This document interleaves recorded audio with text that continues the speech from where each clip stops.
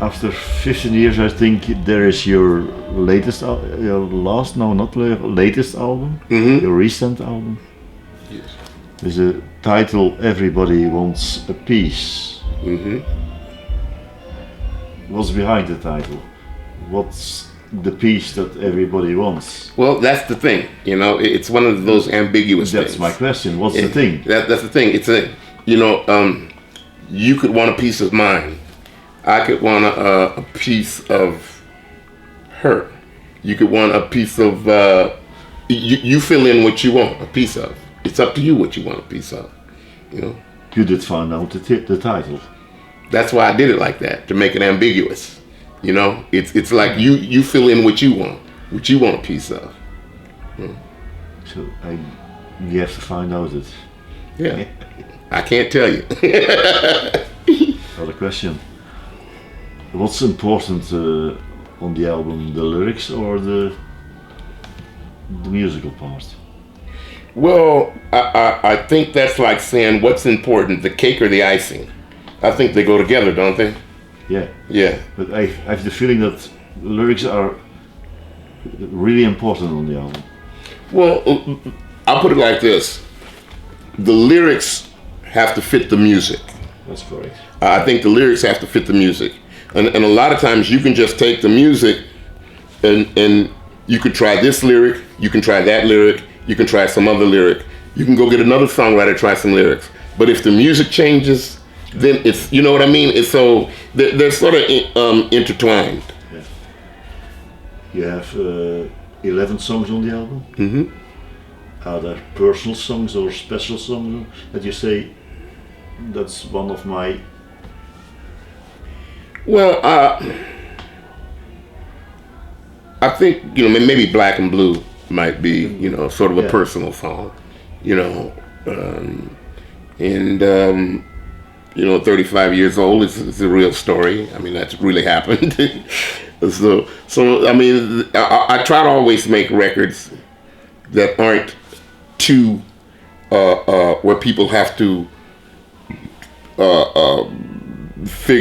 get a dictionary to figure it out. Oh. You know, I like it because everyday people talk like we're talking. You know, when it gets too esoteric, then it's like a abstract painting.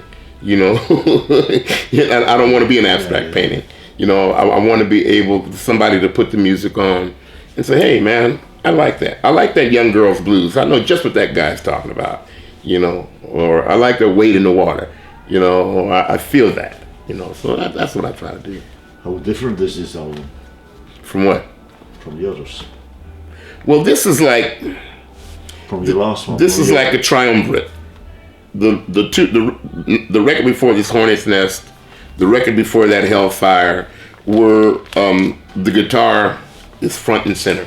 Yeah. The guitar is up there. And that's what I wanted. I want the guitar to be a voice also, because I think younger people nowadays, they listen to the guitar and that grabs their attention. And once you grab someone's attention, then you can present yourself. And with blues in particular, when you present, you can reach somebody. Then you can interject this, you can interject other things, you can interject a lot of things.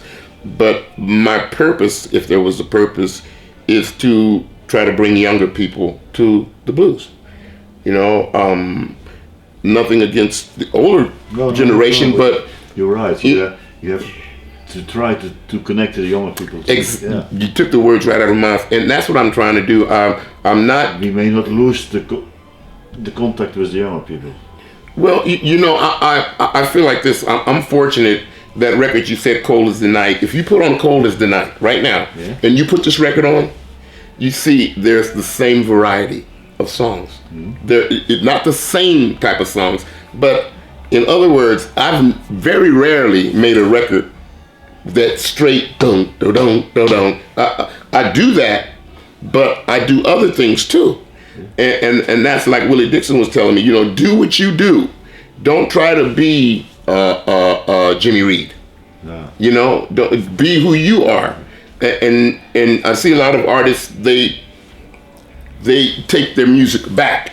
Okay, we're gonna go back. We're gonna use the same instruments that Muddy Waters used. We're gonna have the same hat, the same suit. Yeah. But Muddy Waters and those guys, they did something new. He put the acoustic guitar down because people couldn't hear it in the nightclubs.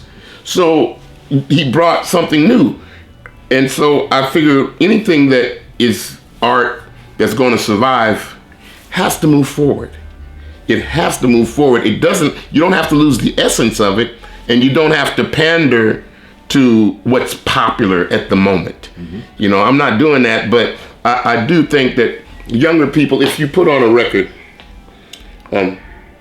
of John Lee Hooker in 1958, and you put on John Lee Hooker's last couple of records, Healer, it's a big difference.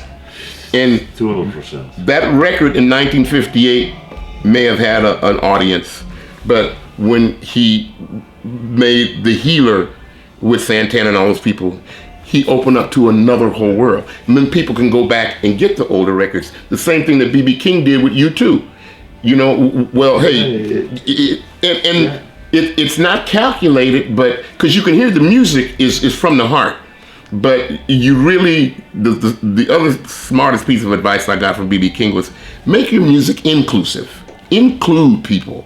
You know, the exclusive stuff, you know, I only play blues, I only play this, I only do that. Then you end up playing in a room by yourself. And that's not what I want to do. The only